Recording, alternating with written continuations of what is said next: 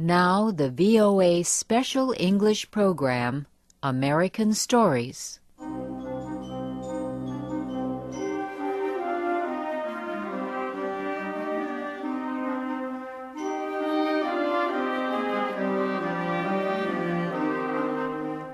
We present a special Christmas story called The Gift of the Magi by O. Henry.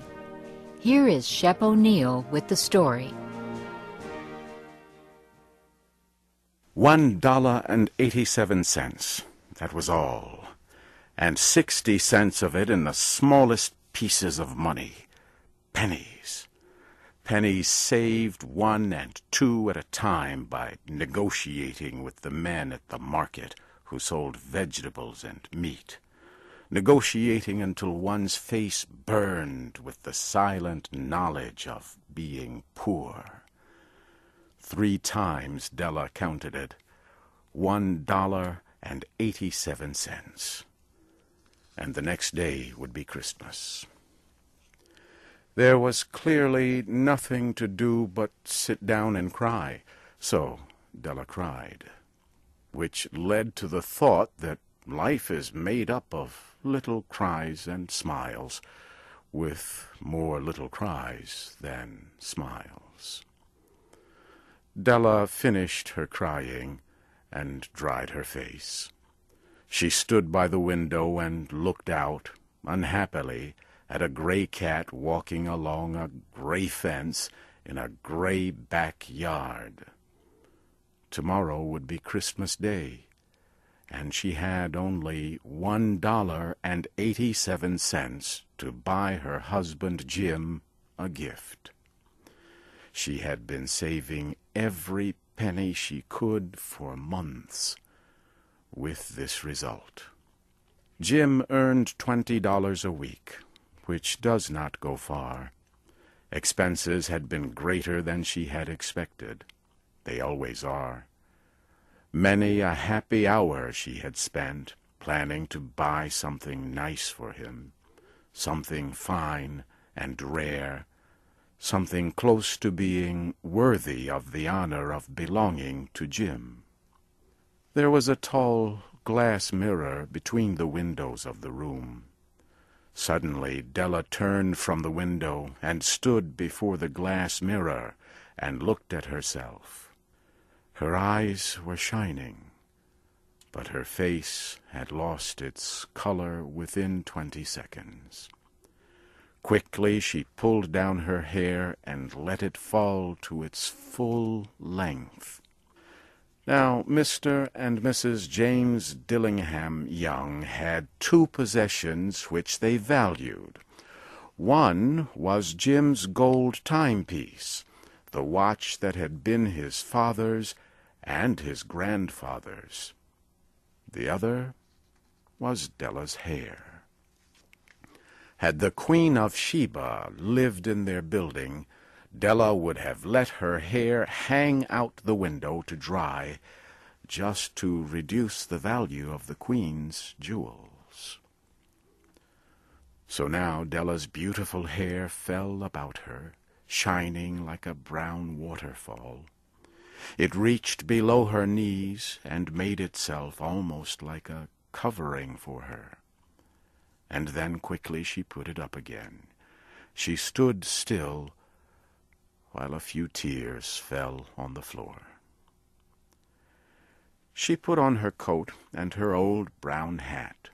With a quick motion and brightness still in her eyes, she danced out the door and down the street.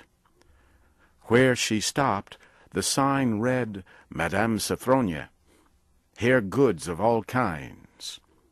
Della ran up the steps to the shop, out of breath. "Will you buy my hair?" asked Della. "I buy hair," said Madame. "Take your hat off, and let us have a look at it." Down came the beautiful brown waterfall of hair. $20, said Madame, lifting the hair with an experienced hand. "Give it to me quick," said Della.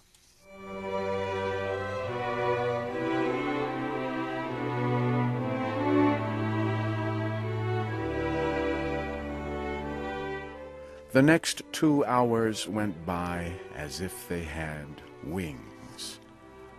Della looked in all the stores to choose a gift for Jim.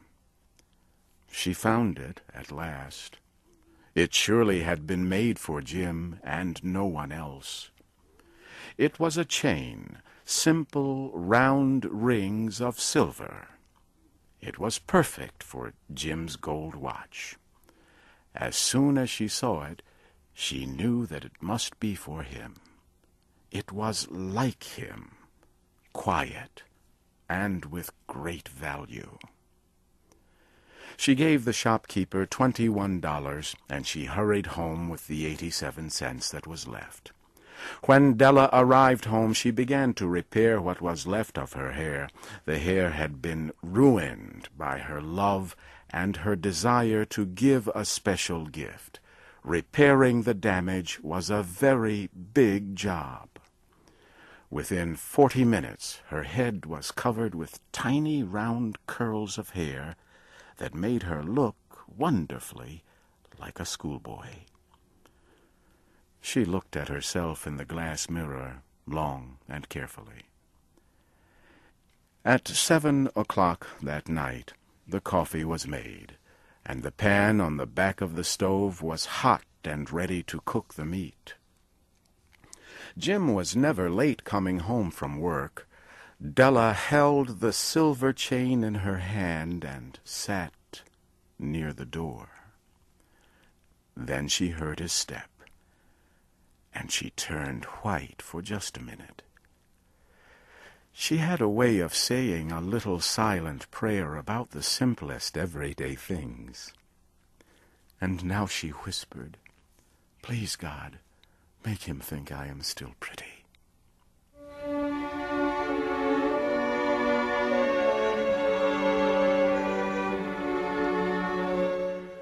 The door opened and Jim stepped in.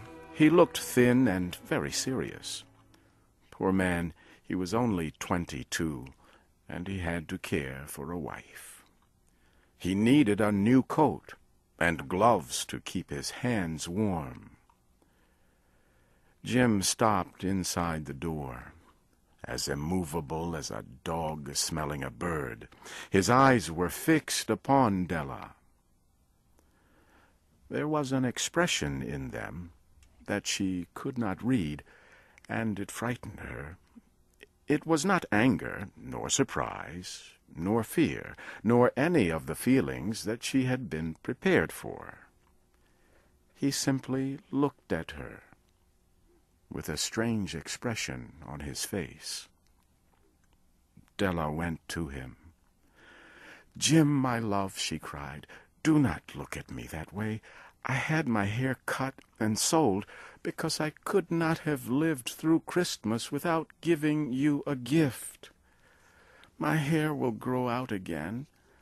I just had to do it. My hair grows very fast. Say Merry Christmas, Jim, and let us be happy. You do not know what a beautiful, nice gift I have for you." "You have cut off your hair?" asked Jim, slowly, as if he had not accepted the information, even after his mind worked very hard. "Cut it off and sold it," said Della. "Do you not like me just as well? I am the same person without my hair, right?" Jim looked about the room, as if he were looking for something. "You say your hair is gone?" he asked. "You need not look for it," said Della. "It is sold, I tell you, sold and gone too. It is Christmas Eve, boy. Be good to me, for it was cut for you. Maybe the hairs of my head were numbered," she went on with sudden serious sweetness, "but nobody could ever count my love for you. Shall I put the meat on, Jim?" Jim seemed to awaken quickly and put his arms around Della. Then he took a package from his coat and threw it on the table. "Do not make any mistake about me, Dell," he said. "I do not think there is any haircut that could make me like my girl any less. But if you will open that package, you may see why you had me frightened at first." White fingers quickly tore at the string and paper. There was a scream of joy, and then, alas, a change to tears and cries, requiring the man of the house to use all his skill to calm his wife. For there were the combs, the special set of objects to hold her hair that Della had wanted ever since she saw them in a shop window. Beautiful combs made of shells, with jewels at the edge, just the color to wear in the beautiful hair that was no longer hers. They cost a lot of money, she knew, and her heart had wanted them without ever hoping to have them. And now the beautiful combs were hers, but the hair that should have touched them was gone. But she held the combs to herself, and soon she was able to look up with a smile and say, "My hair grows so fast, Jim."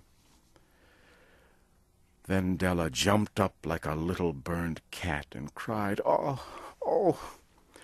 Jim had not yet seen his beautiful gift. She happily held it out to him in her open hands. The silver chain seemed so bright. "Isn't it wonderful, Jim? I looked all over town to find it. You will have to look at the time 100 times a day now. Give me your watch. I want to see how it looks on it." Instead of obeying, Jim fell on the couch and put his hands under the back of his head and smiled. "Dell," said he, "let us put our Christmas gifts away and keep them a while. They are too nice to use just right now. I sold my gold watch to get the money to buy the set of combs for your hair. And now, why not put the meat on?"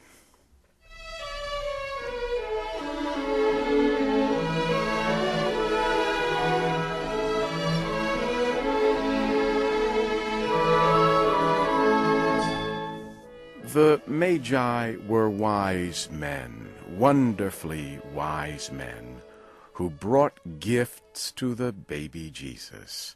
They invented the art of giving Christmas gifts. Being wise, their gifts were wise ones.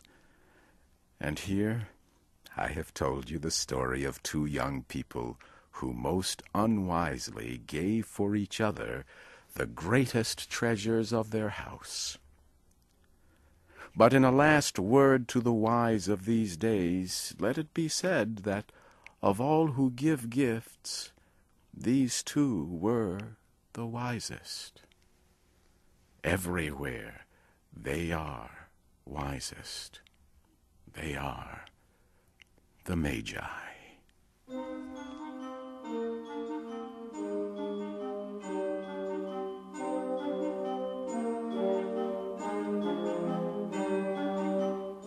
You have heard the American story, The Gift of the Magi.